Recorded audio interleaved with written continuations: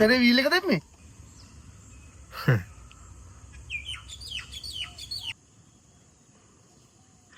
ඇයි මහත්තයා? මල්ලි අපි කලින් හයරයක් ගිහලා තියනවද? මට ඔයා පොඩක් දැකලා පුරුදුයි. අයියෝ මහත්තයා. මහත්තයාට මතක නැද්ද?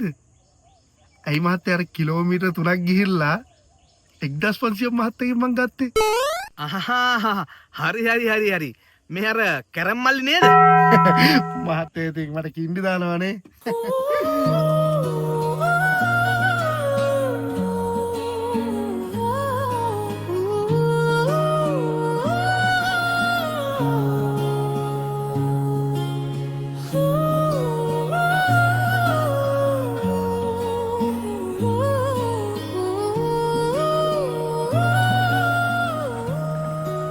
ඔන්න ඉතින් මහත්තයා කියපු හින්දාම මං ඇප් එක දාගෙන දුවන්න ගත්තා හොඳ.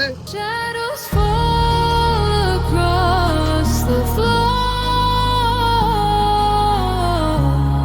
I can't take this anymore. කොයිද මල්ලි ඒත් කිව්වේ නෑනේ මොකටද පාක් එකේ දුවන්නේ නැතුව මේ වගේ මේ ටැක්සි ඇප් එකකට මාරුනේ කියලා. මේකනේ මහත්තයා. අපි පාක් එකේ ඉඳලා කැරම් බතක් ගහයි. නැත්නම් ෆෝන් එක ඔබයි. ඒ මැදියට ගෙදර ගිහිල්ලා අර ඇප් දාගෙන දුවනුන්ට හම්බානික බයිනෝ. ඊට පස්සේ ගෙදර ගෑනිට හොදටම බයිනෝ. ගෙදර ගෑනට බයිනෝ? එහෙම මොකද උඹ ගෙදර ගෑනට බයින්නේ? ඇයි මහත්තයෝ මෙච්චර මේ මම ඉන්නකොට අපේ ගෑණි යන්නේම හයර්. මේ ටැක්සි ඇප් එක දාගත්ත ටැක්සි කාරුවෙත් එක්කනේ. ඔන්න ඕකනේ. තවුසට කලින් තවුසේ ගෙදර ගෑනිගේ මොලේ පෑදිලා තියෙන්නේ. පාක්වල දුවන ශ්‍රී රියදුරු මහත්තුරුන්ගේ ගෙදර තත්ත්වෙත් ඕන්න ඕකයි.